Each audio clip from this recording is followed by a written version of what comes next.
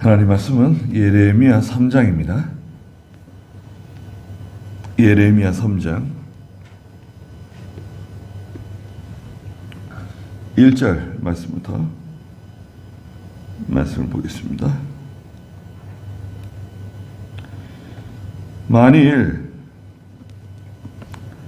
한 사람이 자기 아내를 내보내자 그 여자가 그를 떠나 다른 사람의 아내가 된다면 그가 그 여자에게로 다시 돌아갈 수 있겠느냐? 그 땅이 심히 더러워지지 않겠느냐? 그러나 너는 많은 무리와 간음하였어도 내게로 돌아오겠느냐? 여호와의 말이다. 내 눈을 들어 벌거벗은 산을 보아라. 네가 간음하지 않은 곳이 어디 있느냐? 네가 광야에 있는 아라비아인들처럼 길가에 앉은 사람들을 기다리니 너의 음란함과 너의 악으로 땅을 더럽혔다. 그랬습니다. 네. 3장에서는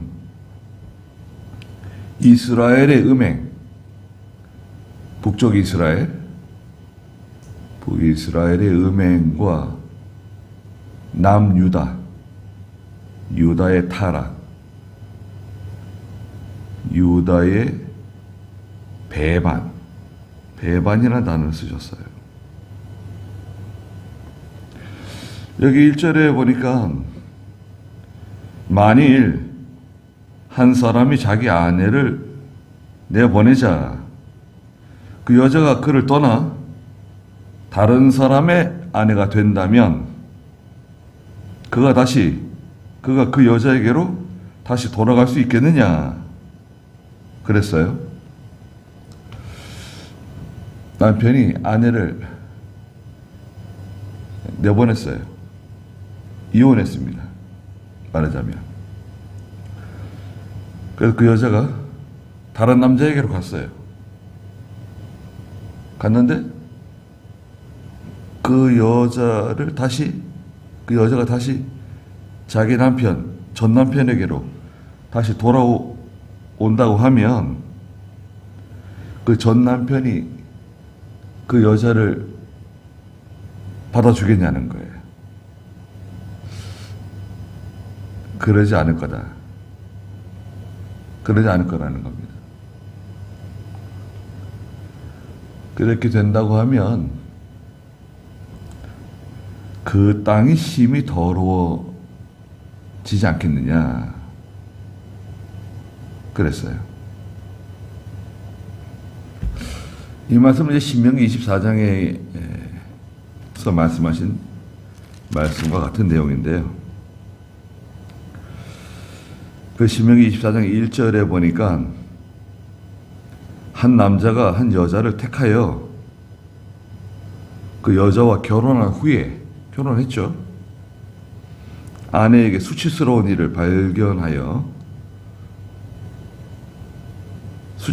발견되어 남편의 눈에 총애를 받지 못하거든 그는 아내에게 이혼 증서를 써서 그 여자의 손에 주고 그 여자를 자기 집에서 내보내라.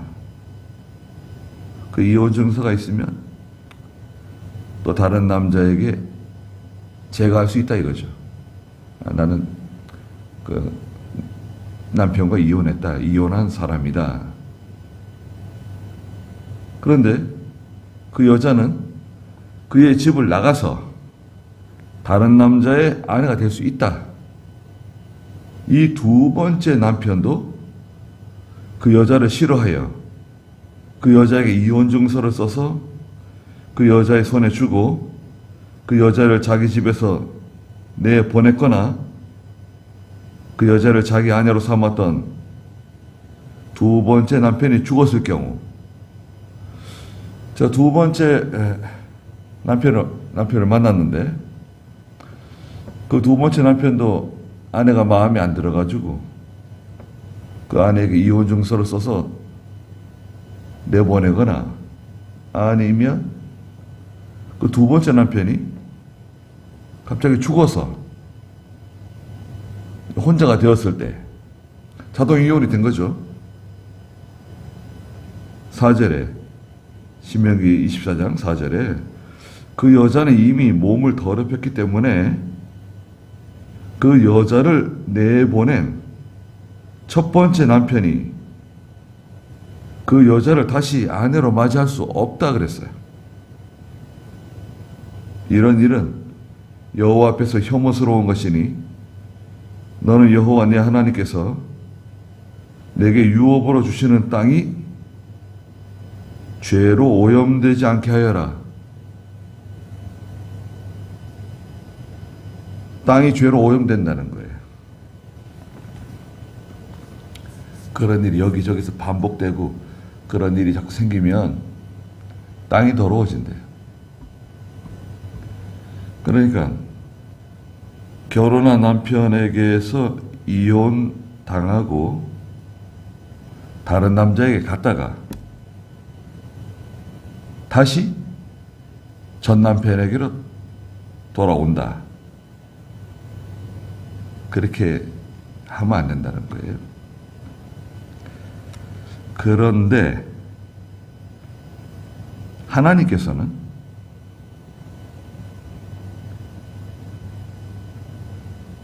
하나님 버리고 우상에게로 갔다가 우상을 흠모하고 우상 섬기고 영적 음행의 길로 갔다가 회개하고 다시 돌아오면 뭐예요? 1절 마지막에 보니까 그러나 너는 많은 무리와 간음하였어도 내게로 돌아오겠느냐? 여호와의 말이다. 무슨 말이죠? 내게로 돌아오겠느냐? 돌아오면 받아주겠다는 거예요. 하나님은 회개하고 내게로 돌아오면 다시 받아준다는 거예요. 14절에 보면 하나님께서 내가 너희 남편이라고 그러셨어요. 14절에 돌아오너라 나의 배역한 자식들아 여호와가 말한다. 이는 내가 너희의 남편이기 때문이다. 마태복음 25장에서도 열처녀 비유가 나오죠. 신랑을 기다리는 열처녀. 그 처녀들은 성도들을 의미해요. 10명 다 성도예요. 물론 5명의 처녀는 기름을 제대로 준비하지 않은 그런 성도죠.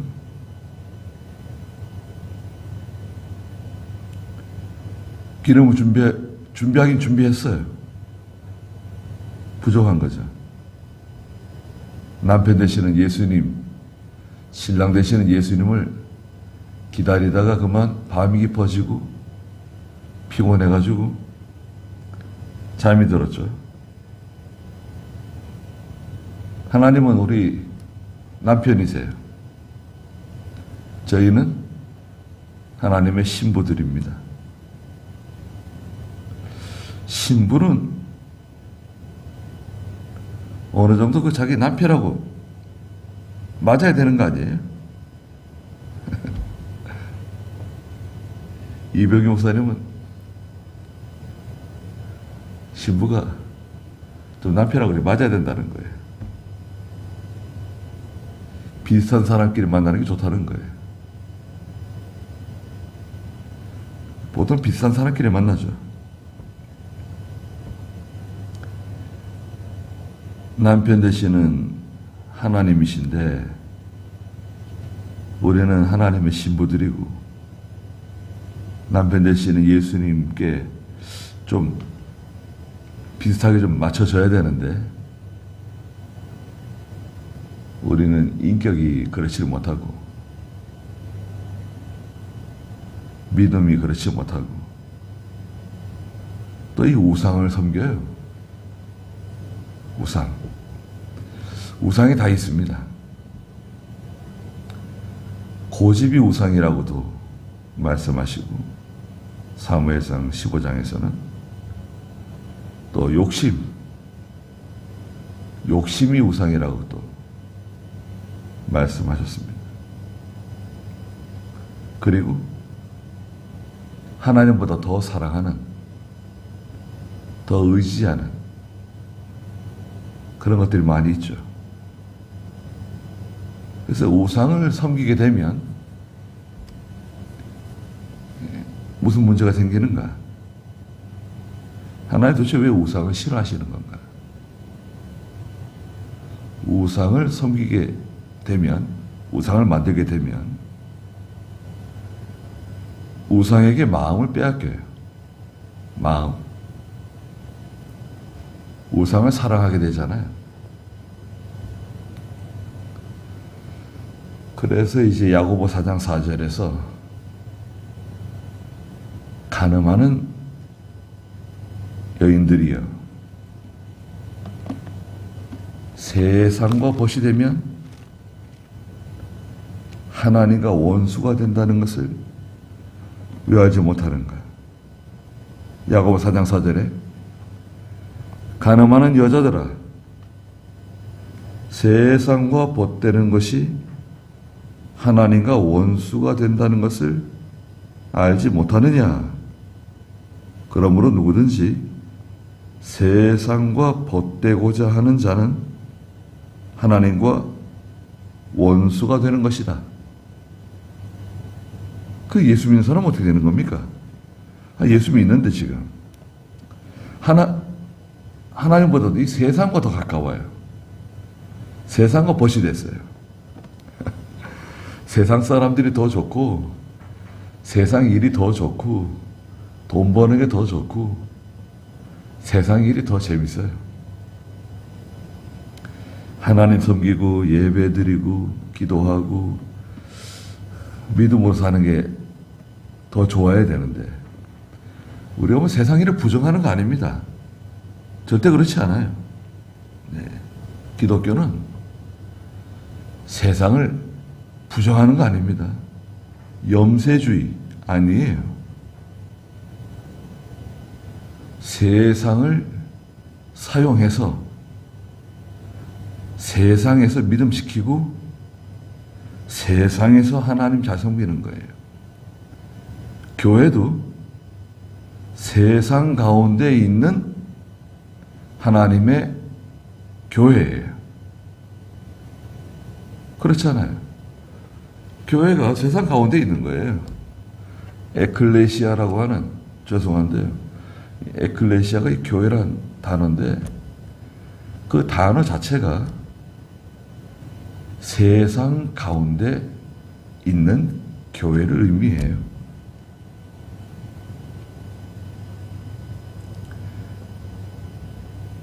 많은 무리와 간음했는데 우상 섬기고 떠났잖아요. 다시 내게로 돌아오겠느냐 물어보시는 거예요. 돌아오면 받아주겠다는 거예요. 2절에 내 눈을 들어 저 벌거벗은 산을 보라는 거예요. 벌거벗은 산, 민둥산. 전에 성경에서는 자산이라고 번역을 했어요. 자산. 자산, 붉다는 거죠. 붉은 산. 산, 나무가 없어가지고요. 붉은 그 황토색 산. 그 민둥산을 말해요. 보통은 나무가 많은 산에 가서 우상을 섬겼어요. 6절에도 보면 6절 마지막에 그가 모든 높은 산 위 무성한 나무 밑으로 가서 거기서 음행하고 우상 섬기고 범죄했어요. 좋잖아요. 시원한 나무 그늘이 있고, 나무가 있으면 시냇물이 흐르겠네요. 시냇물도 흘러가고, 거기서 우상 섬기고, 거기서 범죄하고 그랬었는데, 이제는 심지어 나무도 없는 저 민둥산에 가가지고, 민둥산에 가서도 막 우상 섬긴다는 거예요. 죄를 짓는다는 거예요. 네가 가늠하지 않은 곳이 어디 있느냐? 2절 중간에 네가 광야에 있는 저 아라비아인들처럼 길가에 앉아 사람들을 기다리니 너의 음란과 너의 악으로 땅을 더럽혔다. 이 아라비아 사람들, 아라비아 그러면 사우디아라비아잖아요. 그 조상들입니다. 아라비아 사람들은요, 10명 이상 되는, 20명이나 많게는 한 50명까지 되는 많은 무리들이 이렇게 이동했어요. 아라비아 상인들입니다. 낙타들에다 짐을 싣고 이곳저곳을 이동하면서 천막을 치고 거기에 묵으면서 지나가는 사람들과 장사해요. 장사하고 심지어는 사람을 사고 팔기도 하고 또 천막, 장막을 수리해주고 뭐 이러면서 낙타를 돌봐주면서 돈을 벌고 살았던 사람들입니다. 이 아라비아 사람들은 어떤 대상을 가리지 않아요. 이 사람이 와도 좋고 저 사람이 와도 좋고 뭐 상관없어요. 아무나 환영해요. 아무나 좋아요. 손님이에요. 영접해요. 아라비아 상인들이 광야에 앉아가지고 지나가는 사람들과 거래하고 지나가는 사람들과 친절하게 영접하고, 장사하는 사람이 그렇잖아요. 친절하게. 얼마나 친절합니까? 일본 사람들. 이라사이마세. 네. 어서 오십시오. 얼마나 친절합니까? 마음은 그렇지 않더라도 장사하는 거니까 마치 그런 것처럼, 마치 그 아라비아 상인들처럼 지조가 없다는 거예요. 하나님 백성들이 이 사람에게도 잘해주고 저 사람에게도 잘해주고 이 사람에게도 마음을 주고 저 사람에게도 마음을 주고 이 우상도 섬기고 저 우상도 섬기고 또 하나님도 섬기고. 아니 도대체 그렇게 하면 어떻게 되느냐 이거죠. 또 하나님께서 하지 말라 그러시는 거 아니에요. 우상 섬기면 안 된다. 또 음행하면 안 된다. 육체적인 음행하면 안 된다. 또 우상 섬기지 말라는 거 아니에요. 하나님보다 더 의지하거나 하나님보다 더 사랑하는 어떤 대상을 만들지 말라는 거거든요. 광야에 있는 아라비아인들처럼 길가에 앉아 사람들을 기다린다. 너의 음란과 너의 악으로 땅을 더럽혔다. 여기 또 몸을 파는 여자들도 있어요. 몸을 팔면서 또 돈을 버는 여자들이 또 있습니다. 그 여러 종류죠. 사람들이 많아요. 그 아라비아 상인 그 무리에 속해서 같이 이동하고 또 이제 사람들이 많고 그러면 또 강도 때라든지 도적 때를 만나더라도 좀 유리하잖아요. 그래서 많은 사람들이 이렇게 광야나 사막을 이동하면서 그렇게 생활하는 것처럼 하나님의 백성들이 정처가 없고 지조가 없고 그러면 안 된다는 거죠. 땅을 더럽혔대요. 그 결과 3절에 그러므로 소나기가 내리지 않고 소나기가 내리지 않는다. 이 소나기는요 2월 3월에 내리는 비를 말해요. 2월 달에 내리는 비는 뭐 단비라고 말하고요. 단비가 내린다. 3월 달에 내리는 비는 소낙비라고. 네. 늦은 비가 내리는 거예요. 왜 늦은 비냐? 이른 비는 이제 파종할 때 내리는 비를 이른 비라 그러고요. 이제 추수 때 직전에 내리는 비를 늦은 비라 그러는데요. 빵을 먹는 사람들이니까요. 빵. 떡이 아니죠. 떡이라고 번역하면 잘못된 거죠. 빵. 밀로 만든 빵입니다.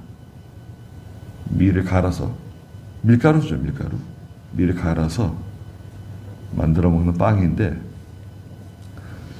이제 늦은 비가 내리게 되면 이제 곡식이 알곡이 되고 엿물게 되죠.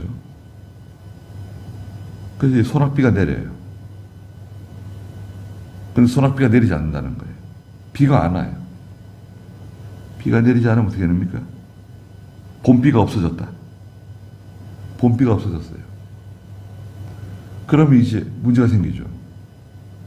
올해도 이제 8월 중순, 8월 말부터 이제 9월 초순에 보통 이제 추수 때 이제 나락을 거둬들이는데 나락이라 그러죠. 벼를 거둬들이는 나락을 거둬들이는 거죠. 근데 그 전에 이제 여름에 장마가 오잖아요. 장마. 그 장마는 좋은 비죠, 사실은. 장마가 와야 흠뻑 내려야 이 벼들이 그때 쑥 자라나고 이제 알곡을 만드는 거거든요. 장마가 지나가면서 이제 가을 바람이 불고 곡식이 엿으로 가는 거죠. 원리는 똑같습니다.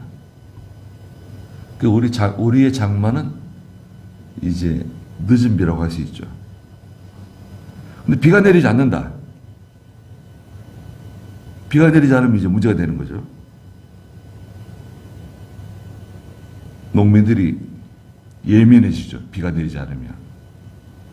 뭐 기우제를 지내고 지금도요. 비 내리지 않으면 막 기우제 지냅니다. 산에 올라가가지고 뭐 천지 신명에게 무슨 제사를 지낸다나?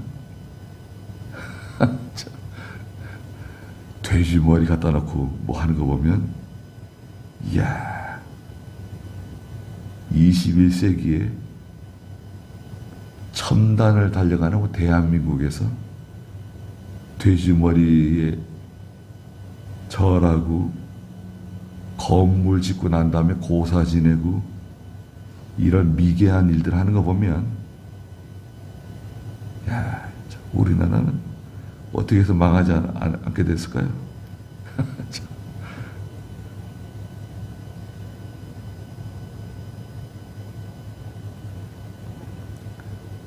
봄비가 내리지 않아요. 이 비는 하나님의 은혜라고도 하죠. 은혜가 내려오지 않아요. 성도가 은혜로 은혜를 못 받아요. 예배당에 가도 은혜가 안 되고, 성경을 읽어도 은혜가 안 되고, 기도를 해도 은혜가 안 되고, 뭔가 좀 이상해요.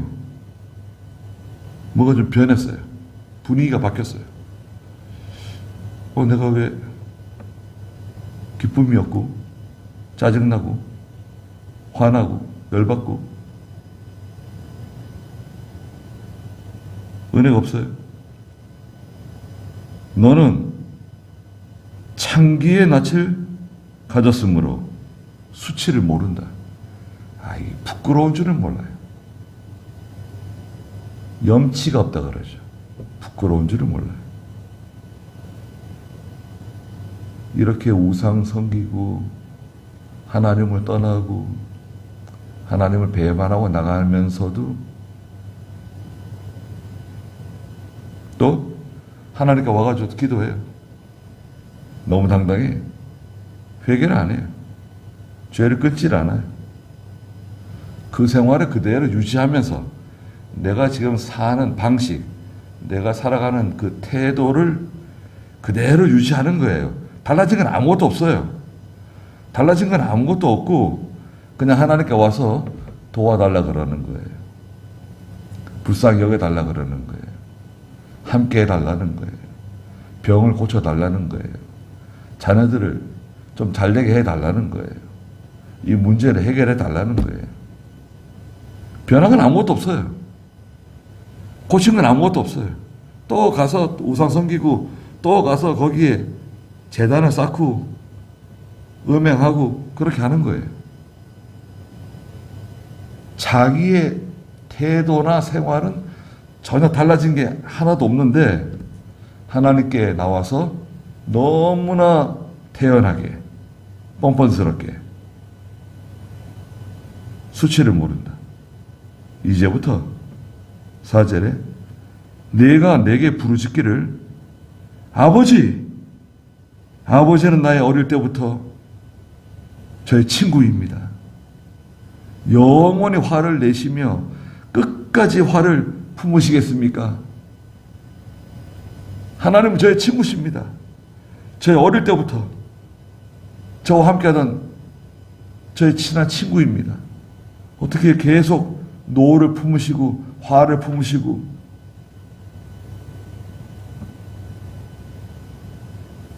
하나님께 그렇게 기도한다는 거예요. 친구라 그러면서 사랑합니다. 존경합니다. 하나님을 경외합니다. 우리는 참 말은 잘해요.